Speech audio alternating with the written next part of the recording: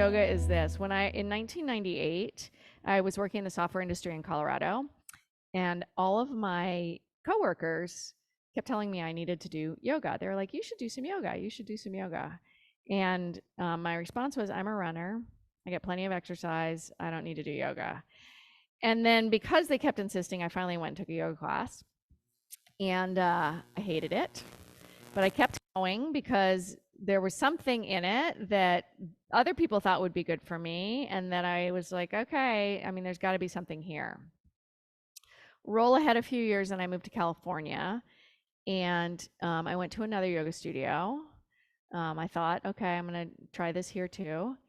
And I experienced something called vinyasa yoga, which is what we do, flow yoga. And I was like, oh, this is kind of fun. At that point, I realized there's not just one kind of yoga. I was like, oh, it's not all like that stuff I was doing in Colorado. There's like different kinds. So I started taking yoga classes and exploring a little bit. And then I moved here, and my job was still in California, but I lived here. So I had 3 hours every single morning before anybody showed up at work, and I could go to yoga every day.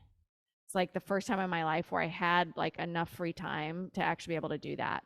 So I started going to the Savannah Yoga Center every day, and my life started to change. My body started to change. Kelly Boyd, who owned the studio, was like, she was taking her yoga teacher training at the Asheville Yoga Center.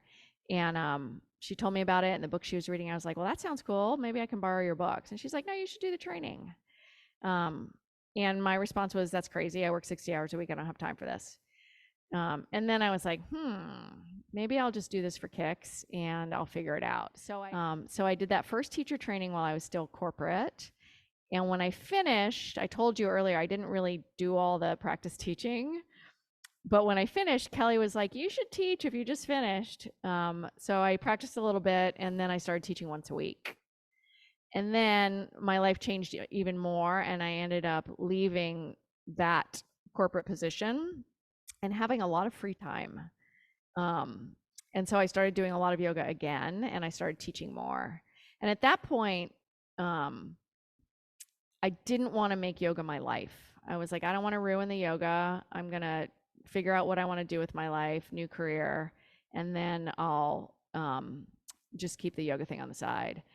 And yoga just kept being the center of everything. And finally, I was talking to my first husband about wanting to go to India for the 100th time. And he was like, well, just stop talking about it and go to India. So I went and I studied Ashtanga in Mysore for a month. And it became my practice. And it's the pure vinyasa, the original vinyasa yoga, that's the grandparent to all power yoga. And that's where I mean, I'll just say it as a joke, but that's where I became a yoga snob. And I really thought like, okay, I found it, like this is the yoga. But that kind of yoga, the way they approach it traditionally is 6 days a week, 90-minute practice, and it's progressive, and you learn in a very specific way where you're given each sequential pose when you've earned it. So it really fed my type A personality. It was like, ooh, this is like competitive in like my own way, and it's like achievement oriented. So this is my yoga. And some things happened. I came back here and started practicing and teaching a little bit here and there. And then I took a Baptiste yoga class, and I was like, oh, this is a lot like that, but it's not as dogmatic. And oh, this is a lot like that, but I'm allowed to use props. And oh, this is a lot like that, but they actually heat the room. So you get a pretty good workout while you're doing it too. And people like that. I like that.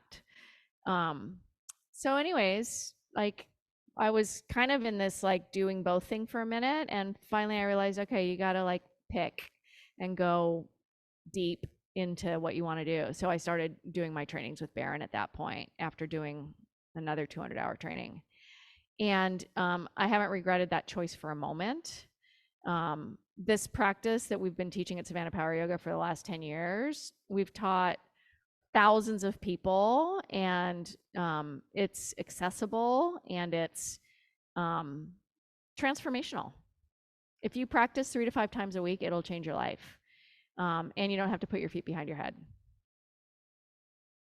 And I can teach it to seniors. I mean, basically that's what Spry is. It's Journey into Power adapted for aging bones and joints. So that's why I teach it.